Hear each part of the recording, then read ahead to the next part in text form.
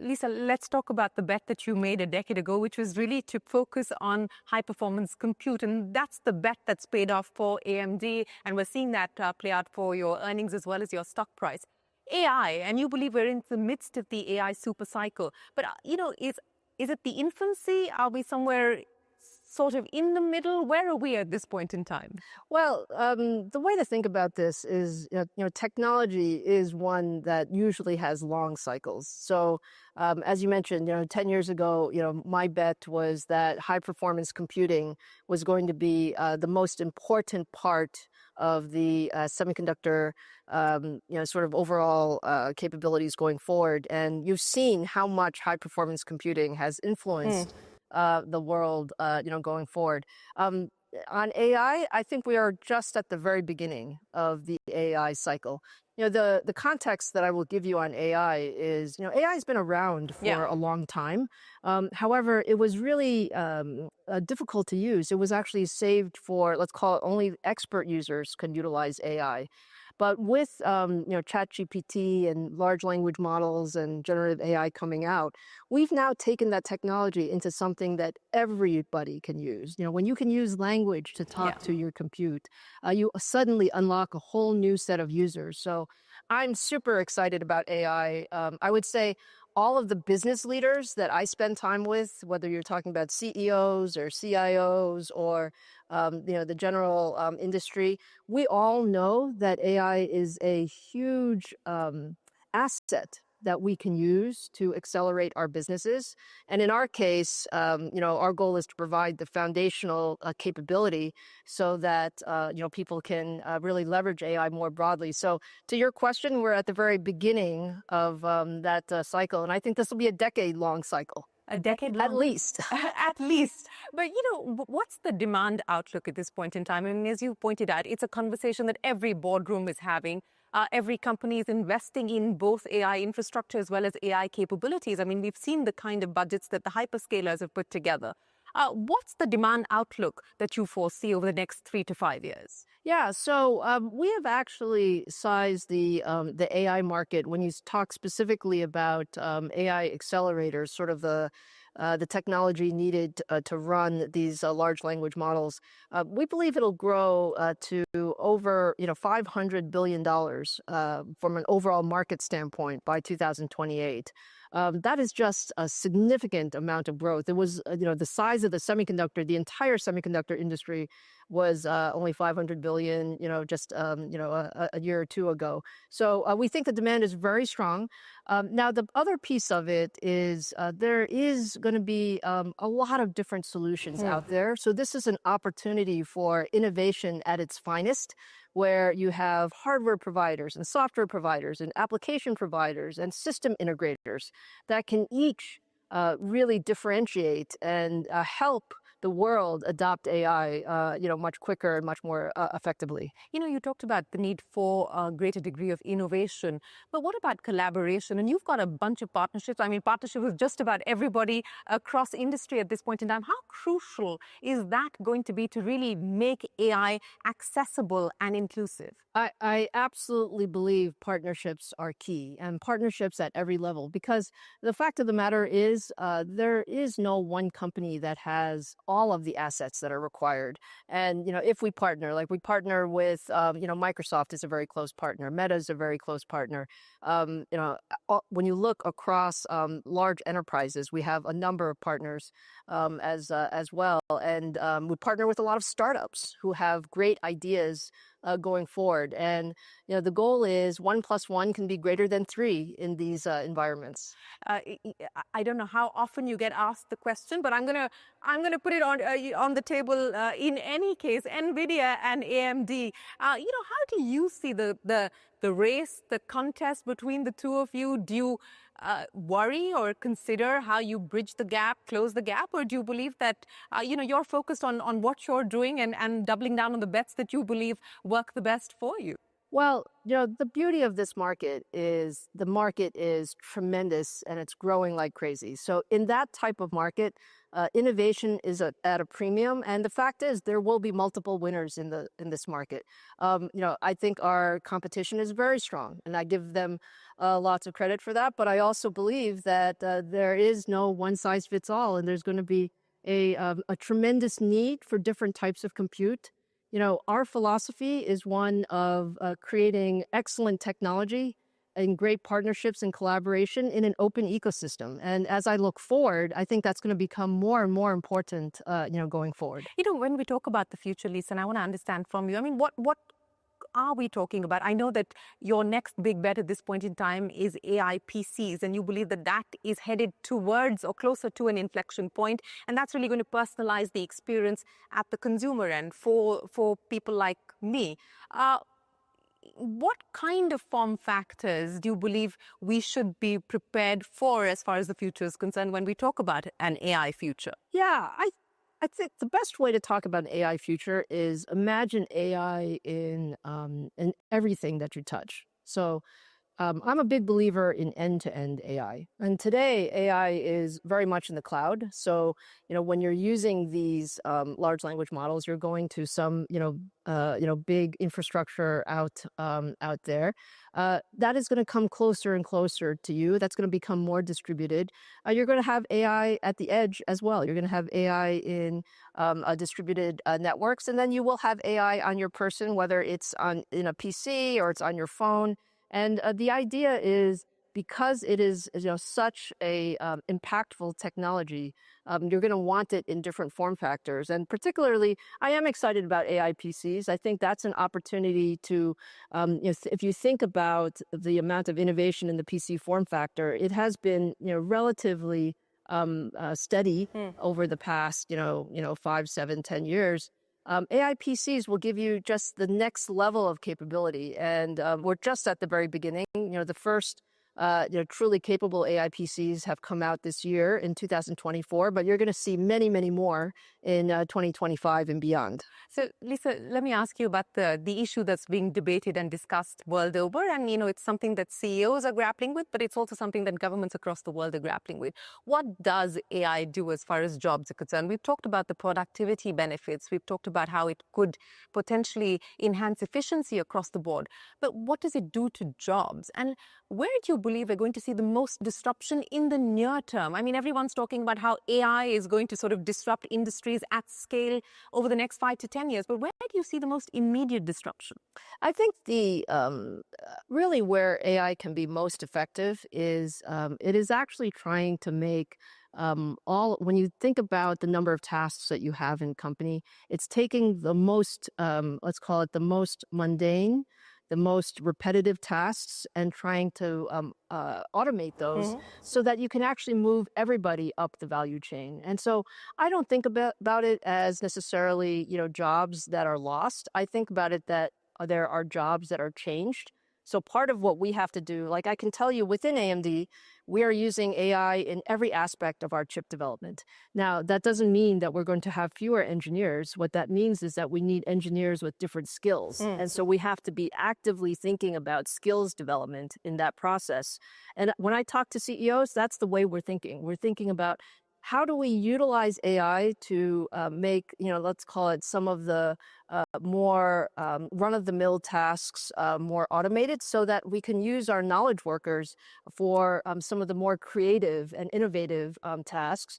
And, frankly, we do want to be more productive. We want to get more products to the market faster, deliver more services at lower cost, and that's going to be good for everyone. 2 quick questions to follow up on what we just discussed. And we're here in Bangalore, and, we're talking about the future as far as knowledge workers are concerned.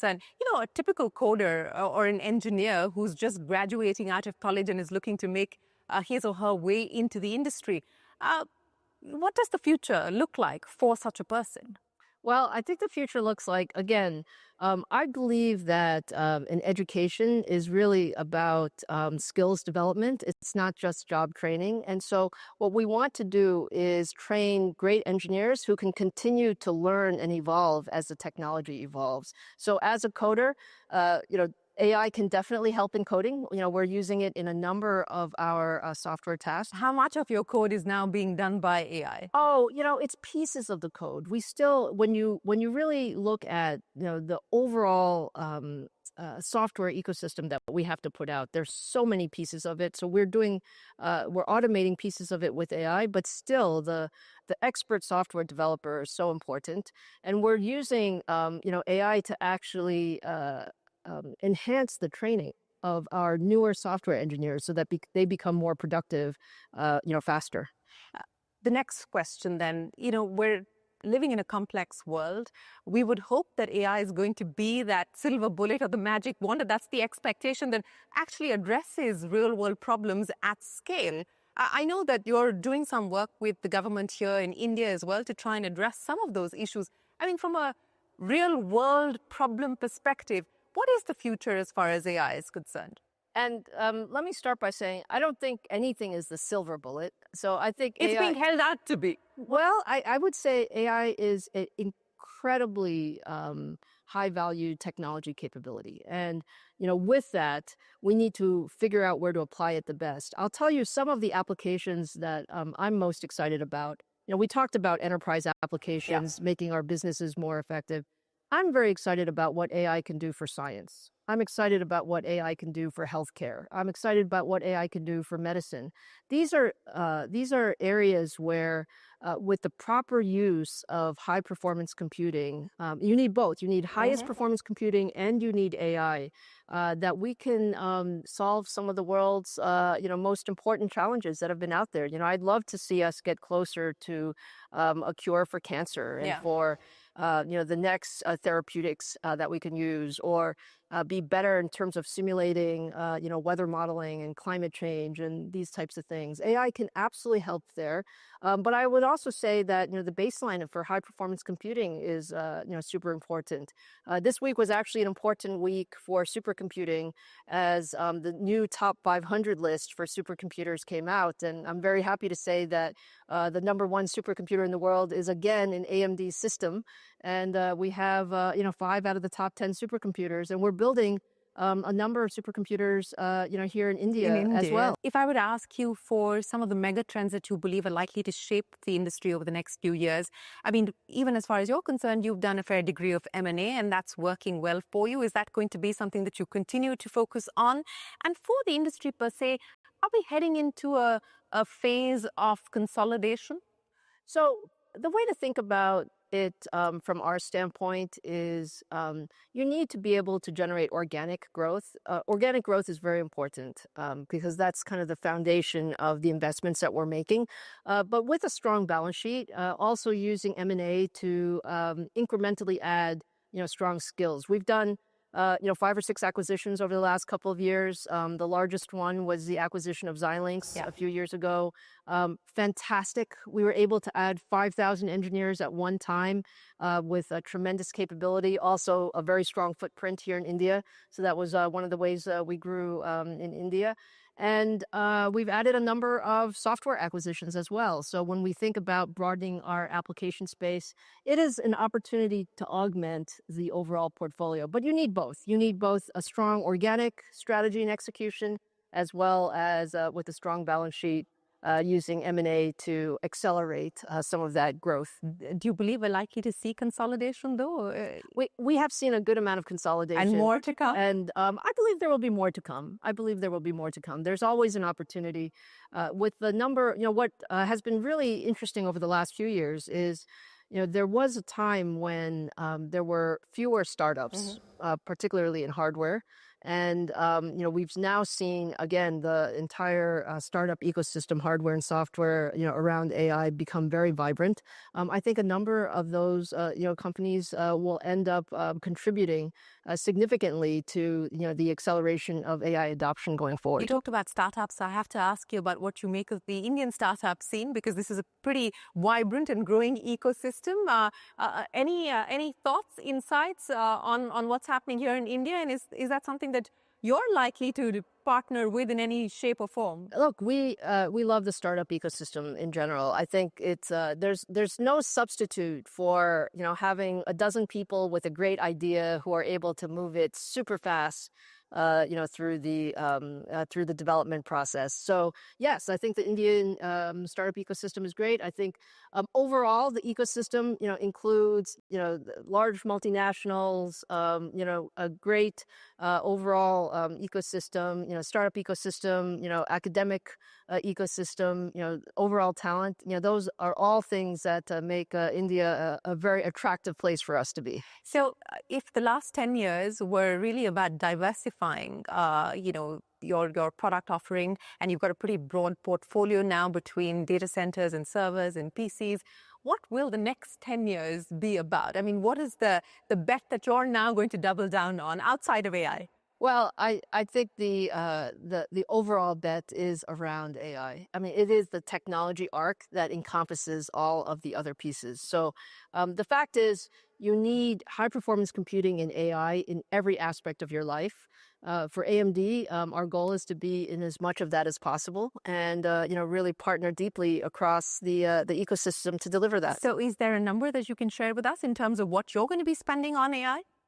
What are we spending on AI? Well, we spend about $6 billion in R&D a year right now. And I would say the number one bet by far is, AI across our product portfolio. Lisa, as far as the market here is concerned, you talked about the talent base, which is what you're leveraging on, but the market and how strategic a market is India going to be for you, especially within this region over the next few years? Oh, it's extremely strategic for us. Look, with the growth that we see in India, with, just the aggressive desire to adopt technology, I think the India market is extremely strategic for us.